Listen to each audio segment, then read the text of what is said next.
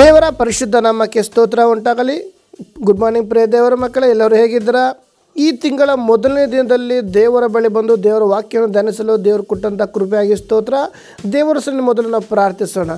ಪರಿಶುದ್ಧನು, ಮಹೋನ್ನತನು, ಸರ್ವಶಕ್ತನೂ ಆಗಿರುವಂಥ ನಮ್ಮ ಪರಲೋಕದಲ್ಲಿರುವಂಥ ತಂದೆಯಾದ ದೇವರೇ, ಅಪ್ಪ, ಈ ಒಂದು ಒಳ್ಳೆಯ ಸಮಯಕ್ಕೆ ಸ್ತೋತ್ರ ಕರ್ತನೆ. ತಂದೆಯಾದ ದೇವರ ಈ ಒಂದು ಆಗಸ್ಟ್ ತಿಂಗಳಿನ ಮೊದಲನೇ ದಿನದ ಸ್ವಾಮಿ ಅಪ್ಪ, ಈ ಮುಂಜಾನೆ ವೇಳೆಯಲ್ಲಿ ರಾಜ್ಯ ಜೀವಳ ವಾಕ್ಯವನ್ನು ಧ್ಯಾನಿಸಲು ಪ್ರಾರ್ಥಿಸಲು ಕೊಟ್ಟಂಥ ಕೃಪೆಯಾಗಿ ಸ್ತೋತ್ರ ಕರ್ತನೆ. ದೇವರೇ, ಈ ತಿಂಗಳ ಮೊದಲನೇ ದಿನದಲ್ಲೂ ಸ್ವಾಮಿ ಅಪ್ಪ, ನಮ್ಮ ಸಂಗಡ ನೀನು ಮಾತಾಡು ರಾಜ. ಅಪ್ಪ, ಈ ದಿನ ಕೊಡಬರುವಂಥ ಒಂದು ವಾಗ್ದಾನ ಈ ಒಂದು ತಿಂಗಳಲ್ಲಿ ಪ್ರತಿಯೊಬ್ಬರ ಜೀವಿತದ ಈ ಒಂದು ವಾಗ್ದಾನ ಬಲವಾದ ಕಾರ್ಯ ನಡೆಸಲಿ ಎಂದು ನಾನು ಪ್ರಾರ್ಥಿಸಿ ಬೇಡುತ್ತೇನೆ ಸ್ವಾಮಿ. ದೇವರೇ, ಈ ದಿನ ನಮ್ಮ ಸಂಗಡ ನೀನು ಮಾತಾಡು ರಾಜ.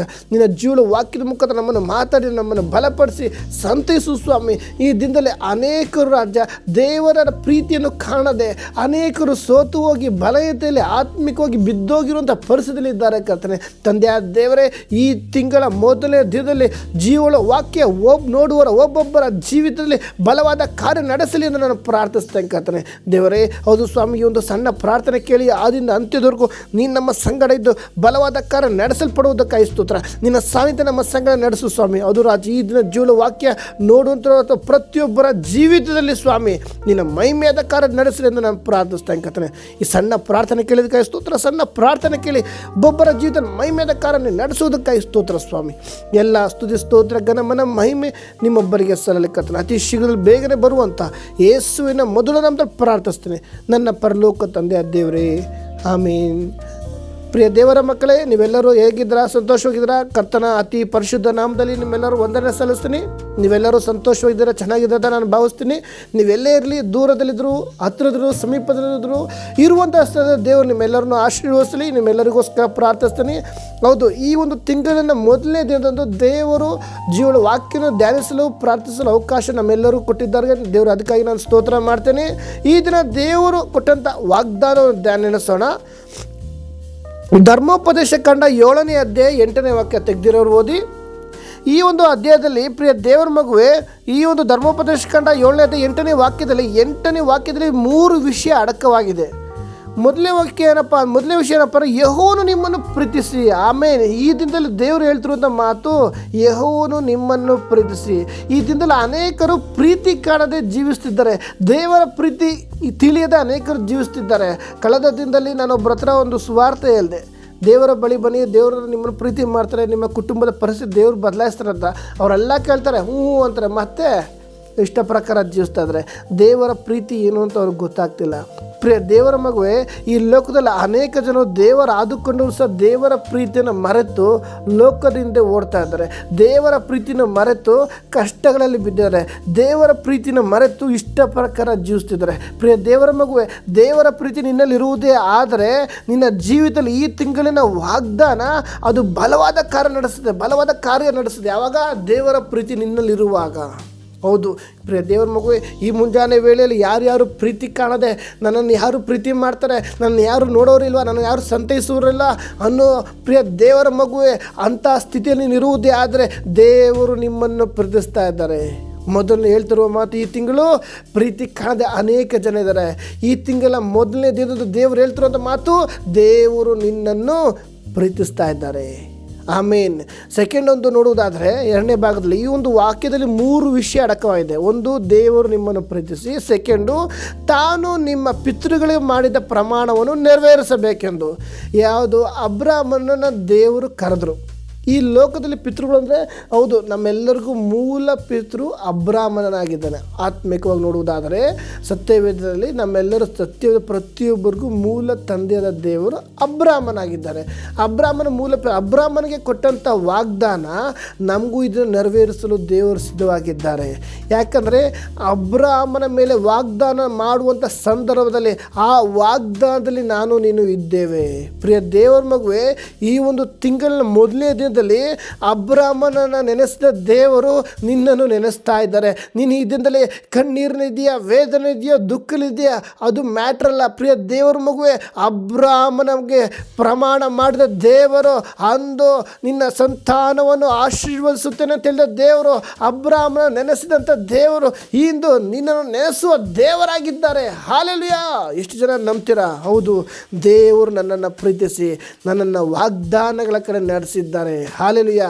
ಯಾಕಂದರೆ ಅಬ್ರಾಮನನ್ನು ವಾಗ್ದಾನ ಮಾಡಿದ ದೇವರು ಅಂದು ಮೋಶೆ ಹತ್ರ ದೇವರು ಮಾತಾಡ್ತಾರೆ, ನಾನು ಈ ಜನರ ದುರವಸ್ಥೆಯನ್ನು ನೋಡಿದ್ದೇನೆ, ಇವರ ನಾನು ಕಣ್ಣೀರನ್ನು ನೋಡಿದ್ದೇನೆ. ಅದಕ್ಕಾಗಿ ದೇವರು ಇಳಿದು ಬಂದು ಹೇಳುತ್ತಿರುವಂಥ ಮಾತಾಗಿದೆ. ಹೌದು, ಈ ದಿನ ಅಂಥ ಪರಿಸ್ಥಿತಿ ನಾವು ಹಾದು ಹೋಗುವುದೇ ಆದರೆ ಪ್ರಿಯ ದೇವರ ಮಗುವೆ, ಈ ದಿನ ನಿನ್ನ ಕಣ್ಣೀರು ದೇವರ ಸನ್ನಿಧಿಯಲ್ಲಿ ಮುಟ್ಟಿದೆ, ನಿನ್ನ ಗೋಳಾಟ ದೇವರ ಸನ್ನಿಧಿಯಲ್ಲಿ ಮುಟ್ಟಿದೆ, ನಿನ್ನ ಪರಿಸ್ಥಿತಿಗಳು ನನ್ನ ದೇವರು ನೋಡಿರುವ ಆತನಾಗಿದ್ದಾನೆ. ಅದಕ್ಕಾಗಿ ಈ ದಿನ, ಈ ಒಂದು ತಿಂಗಳ ಮೊದಲನೇ ದಿನದ ವಾಗ್ದಾನ, ನಿನ್ನ ಪರಿಸ್ಥಿತಿಗಳನ್ನು ನನ್ನ ದೇವರು ಬದಲಾಯಿಸಲು ಸಿದ್ಧವಾಗಿದ್ದಾನೆ. ಅಬ್ರಾಮನಿಗೆ ಮಾಡಿದಂಥ ಪ್ರಮಾಣವನ್ನು ನೆರವೇರಿಸುವುದಕ್ಕಾಗಿ ದೇವರು ಅಂದು ಪ್ರಿಯ ದೇವರ ಮಗುವೆ ಇಸ್ರಾಯೇಲ್ ಜನಗಳ ಪರಿಸ್ಥಿತಿಯನ್ನು ನೋಡಿ ಐಗುಪ್ತದ ದಾಸತ್ವದಿಂದ ಕರ್ಕೊಂಬರುವಾಗ ಅವರ ಒಂದು ದಾಸತ್ವದಿಂದ ಬಿಡಿಸಬಾರ್ದ ದೇವರು, ಇಂದು ನೀನು ಯಾವ ದಾಸತ್ವದಲ್ಲಿ ಬಿದ್ದಿದ್ದೀಯಾ, ಯಾವ ಕಣ್ಣೀರಲ್ಲಿ ಬಿದ್ದಿದ್ದೀಯಾ, ಯಾವ ಗೋಳಾಟದಲ್ಲಿ ಬಿದ್ದಿದ್ದೀಯಾ, ನನ್ನ ದೇವರು ಆ ಒಂದು ಪರಿಸ್ಥಿತಿಯಿಂದ ಹೊರತರಲು ಸಿದ್ಧವಾಗಿದ್ದಾರೆ. ಹಾಲೆಲೂಯಾ. ನಂಬೋರು ಒಂದ್ಸಲಿ ಆಮೇನ್ ಅಂತೇಳಿ. ಆಮೇನ್. ಹೌದು, ಮೊದಲನೇದಾಗಿ ದೇವರು ನಮ್ಮನ್ನು ಪ್ರೀತಿಸ್ತಾ ಇದ್ದಾರೆ. ಸೆಕೆಂಡು, ತಾನು ನಿಮ್ಮ ಮೂಲ ಪಿತೃಗೆ ಮಾಡಿದ ಪ್ರಮಾಣವನ್ನು ನೆರವೇರಿಸಬೇಕೆಂದಿದ್ದಾನೆ. ಪ್ರಿಯ ದೇವರ ಮಗುವೆ, ಅಬ್ರಾಮನಿಗೆ ಕೊಟ್ಟಂಥ ವಾಗ್ದಾನ, ಅಬ್ರಾಮನಿಗೆ ಮೇಲಿಟ್ಟಂಥ ಒಂದು ದರ್ಶನ, ಈ ದಿನ ಆ ಒಂದು ವಾಗ್ದಾನದಲ್ಲಿ ನಾನು ನೀನು ಇದ್ದೇವೆ, ಆ ಒಂದು ದರ್ಶನದಲ್ಲಿ ನಾನು ನೀನು ಇದ್ದೇವೆ. ನಂಬೋರು ಆಮೇನ್ ಅಂತ ಹೇಳಿದ್ರೆ ಎಸ್ ಆಮೇನ್. ಹೌದು, ಅಬ್ರಾಮನನ್ನು ನೆನೆಸಿದ ದೇವರು ಇಂದು ಅವನ ಮೇಲೆ ಇಟ್ಟಂಥ ಪ್ರಮಾಣವನ್ನು, ಅವನ ಮೇಲೆ ಇಟ್ಟಂಥ ವಾಗ್ದಾನವನ್ನು ನೆರವೇರಿಸುವುದಕ್ಕಾಗಿ ನನಗಾಗಿ ನಿನಗಾಗಿ ದೇವರು ಇಳಿದು ಬಂದಿರುವ ಆತನಾಗಿದ್ದಾನೆ.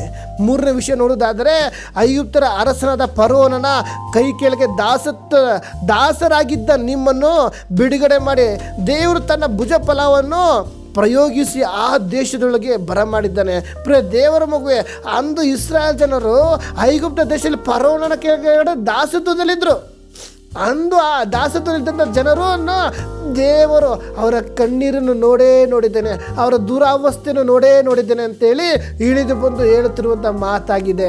ಈ ದಿನ ಪ್ರಿಯ ದೇವರ ಮಗುವೆ, ಅಂಥ ಪರಿಸ್ಥಿತಿಯಲ್ಲಿ ನಾವು ಇಸ್ರಾಯೇಲ್ ಜನರು ಒಂದು ದಾಸತ್ವದಲ್ಲಿದ್ದರು. ಈ ದಿನ ನೀನು ಯಾವ ದಾಸತ್ವದಲ್ಲಿದ್ದೇವೆ? ಒಂದು ಮೊಬೈಲ್ ಎಂಬ ದಾಸತ್ವದಲ್ಲಿ ಬಿದ್ದಿದ್ದೇವೆ, ಒಂದು ಪ್ರೀತಿ ಎಂಬ ದಾಸತ್ವದಲ್ಲಿ ಬಿದ್ದಿದ್ದೇವೆ, ಬೇಡವಾದ ದುಶ್ಚಟದಲ್ಲಿ ದಾಸತ್ವದಲ್ಲಿ ಬಿದ್ದಿದ್ದೇವೆ, ಅಥವಾ ಈ ಲೋಕದಲ್ಲಿ ದಾಸತ್ವದಲ್ಲಿ ಬಿದ್ದಿರುವುದೇ ಆದರೆ ನನ್ನ ದೇವರು ದಾಸತ್ವದಿಂದ ಹೊರತರಲು ಸಿದ್ಧವಾಗಿದ್ದಾನೆ. ಅದಕ್ಕಾಗಿ ದೇವರ ಭುಜ ಫಲವನ್ನು ಪ್ರಯೋಗಿಸುವುದಕ್ಕಾಗಿ ನಿಮ್ಮ ಮಧ್ಯದಲ್ಲಿ ಆತನು ಇಳಿದು ಬರುವತನಾಗಿದ್ದಾನೆ. ಯಾಕಾಗಿ?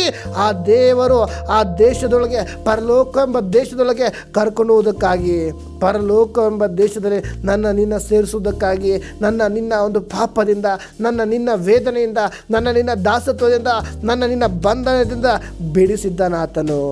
ಪ್ರಿಯ ದೇವರ ಮಗುವೆ, ಐಗುಪ್ತ ಜನರು ಒಂದು ದಾಸತ್ವದಲ್ಲಿದ್ದರು, ಫರೋಹನ ಕೈ ಕೆಳಗೆ ದಾಸತ್ವದಲ್ಲಿದ್ದರು. ಅವರನ್ನು ಬಿಡಿಸಿದ ದೇವರು ಇಂದು ನಿನ್ನನ್ನು ದಾಸತ್ವದಿಂದ ಬಿಡಿಸಲು ಸಿದ್ಧವಾಗಿದ್ದಾರೆ. ಈ ತಿಂಗಳ ಮೊದಲನೇ ಒಂದು ಮಾತು ದೇವರು ಹೇಳ್ತಿರೋ ಮಾತು, ನಾನು ನಿನ್ನನ್ನು ಪ್ರೀತಿಸುತ್ತೇನೆ.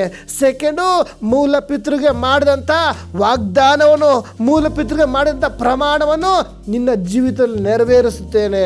ಅಲ್ಲಲ್ಲಿಯ ಮೂರನೇ ವಿಷಯ, ದಾಸತ್ವದಲ್ಲಿದ್ದಂಥ ಐಗುಪ್ತ ದೇಶದ ಜನರನ್ನು ಬಿಡಿಸಿದ ದೇವರು ಇಂದು ನಮ್ಮನ್ನು ಸಹ ಒಂದು ದಾಸತ್ವದಿಂದ ಬಿಡಿಸಲು ಶಕ್ತನಾಗಿದ್ದಾನೆ. ಈ ದಿನ ಪ್ರಿಯ ದೇವರ ಮಗುವೆ, ಈ ತಿಂಗಳಲ್ಲಿ ದೇವರಾತ್ಮನ ಹೇಳ್ತಿರುವಂಥ ಮಾತು, ನಾವು ಯಾವ ವಿಷಯದಲ್ಲಿ ದಾಸತ್ವದಲ್ಲಿದ್ದೇವೆ, ಯಾವ ವಿಷಯದಲ್ಲಿ ಬಂಧನದಲ್ಲಿದ್ದೇವೆ, ಯಾವ ವಿಷಯದಲ್ಲಿ ಗೋಳಾಡ್ತಾ ಇದ್ದೇವೆ.